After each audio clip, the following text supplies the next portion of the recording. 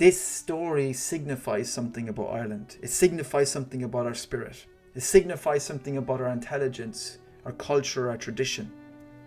That is being attacked. It's being attacked for ever since the Norman conquest.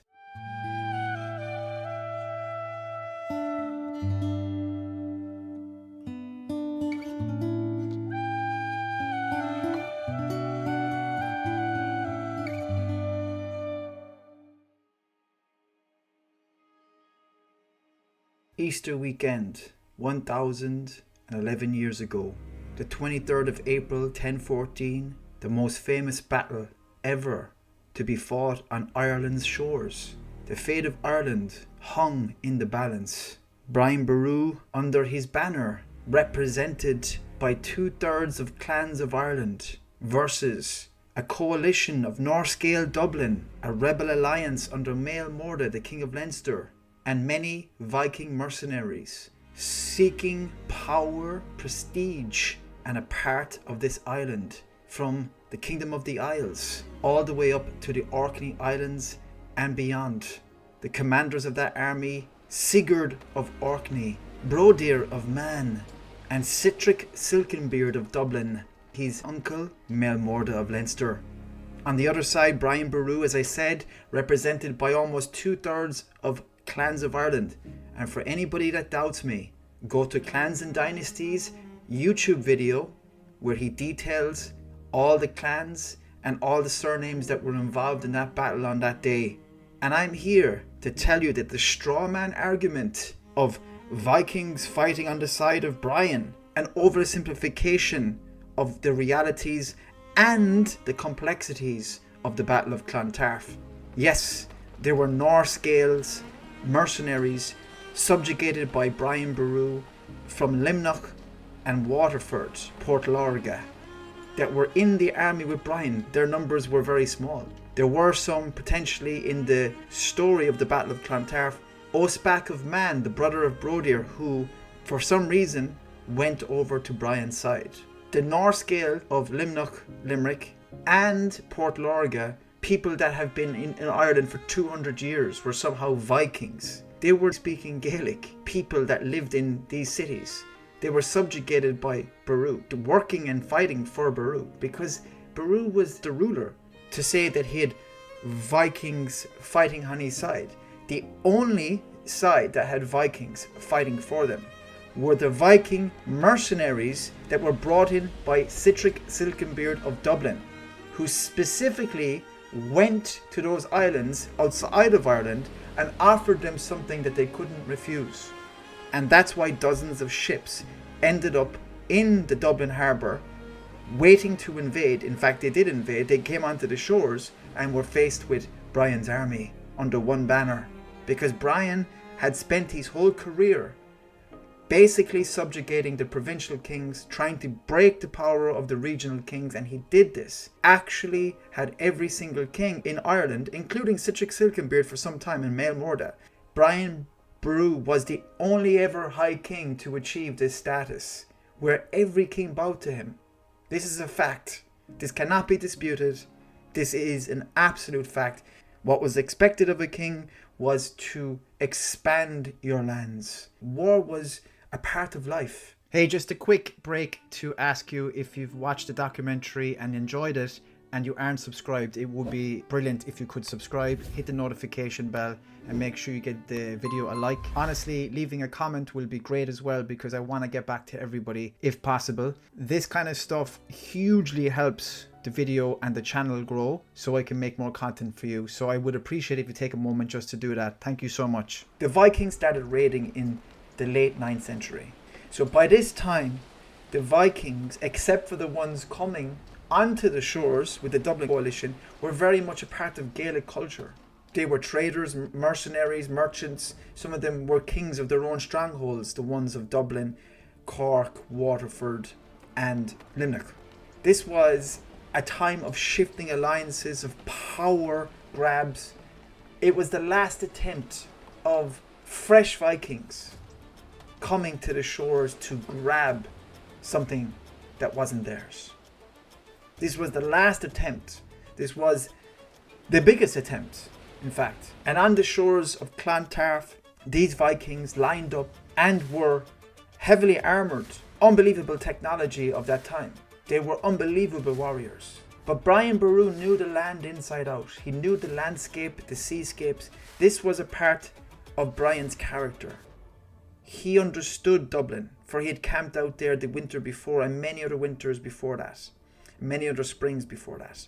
He had also camped out in the north. What he was doing in his campaigns was campaigning around Ireland. He was understanding how the land worked. This was his whole life and career.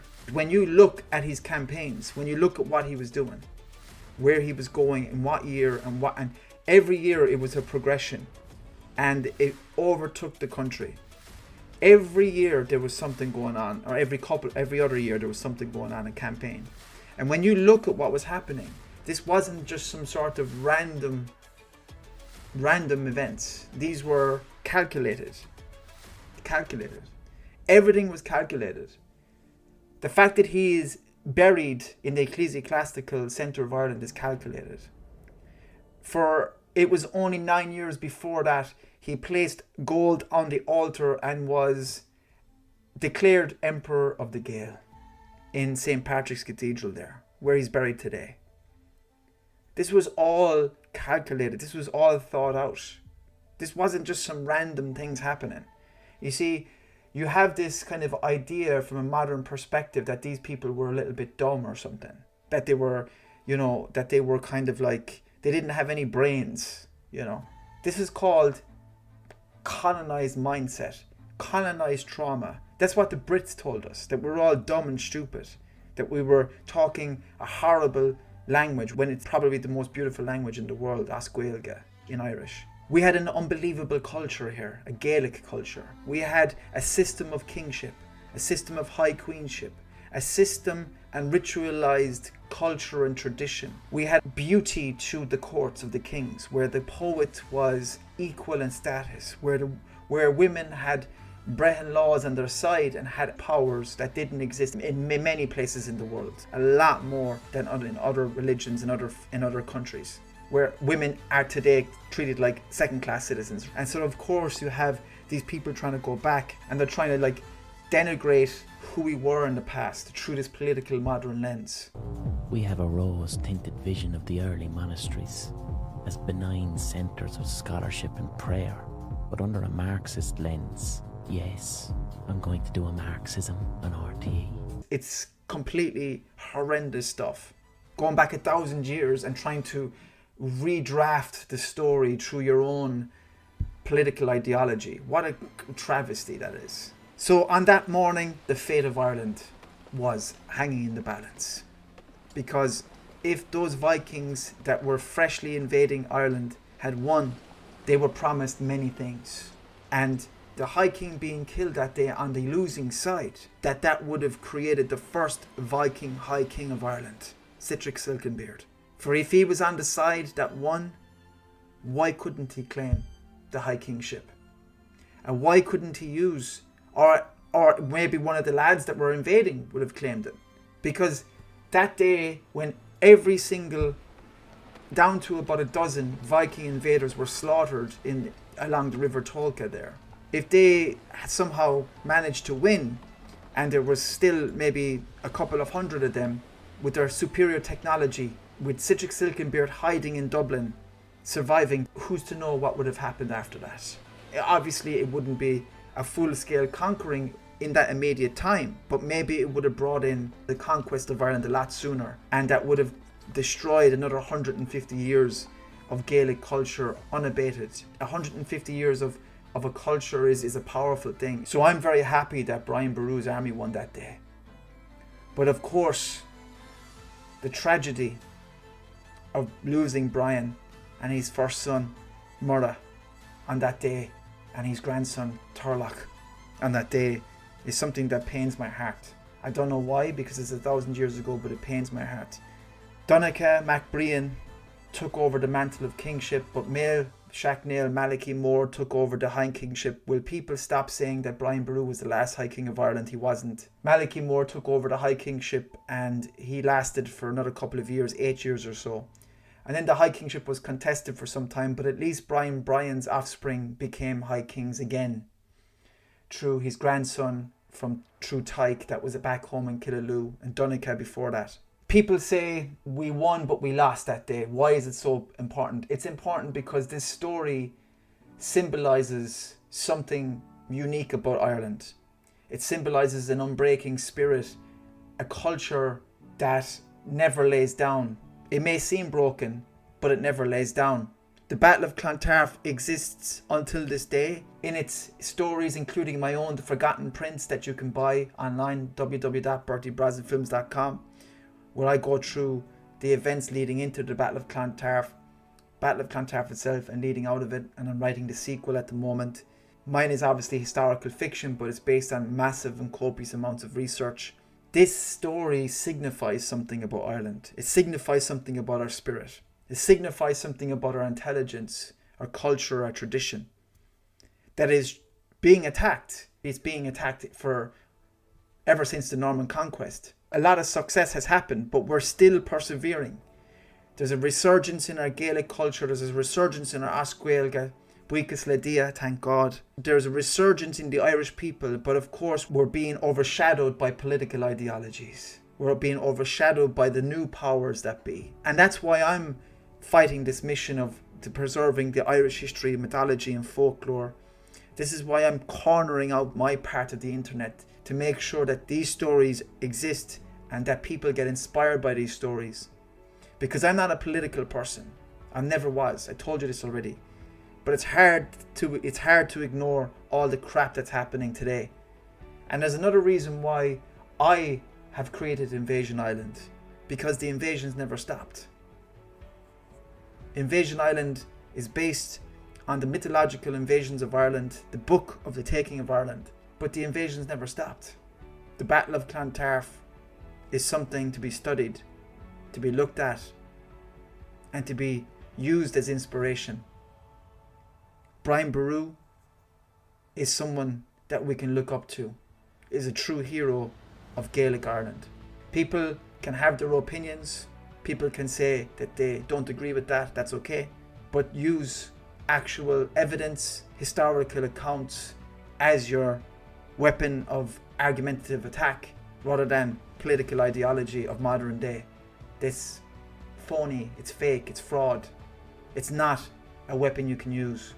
And your strawman arguments, the oversimplification of the complexities of Gaelic Ireland at that time, with its hundreds of years of Norse culture being included in that, your strawman arguments don't work either. The Battle of Clontarf is and was the most famous and most important battle ever fought on Irish shores. And it symbolised Gaelic culture at its strongest. It symbolised tradition and true Irish heroes at its strongest. God bless those men that died that day, and God bless the women that brought those men into the world and played their part. I have merch, Brian Boru merch, posters, Boru mugs, hoodies and t-shirts. Get a 10% discount. You put in YouTube Bertie, I'm going to put it up here, into the checkout over on my shop on Fourth Wall. All the links are at bertiebrazenfilms.com. You can directly go into the shop and you can see all the products there. All you have to do is click on the product you like and put in the discount code at checkout, YouTube Bertie. And this is for the entire order if you want to buy a bunch of stuff. This won't last forever, by the way. This is only going to be for the first while of the video releasing. So YouTube Bertie, if you're interested in that. Recently, I've actually opened up membership for this channel. If you're interested, it's only $1.99 per month and you get emojis that are custom made. You get badges for different amounts of time that you're a member for, and also you get access to videos 24 hours in advance and discounts on my merchandise as well. Also, you can buy my book at www.bertiebrazenfilms.com. All the links are there. So thank you so much for everybody that has bought the book and bought any merch. All of this helps Bertie Brazen Films.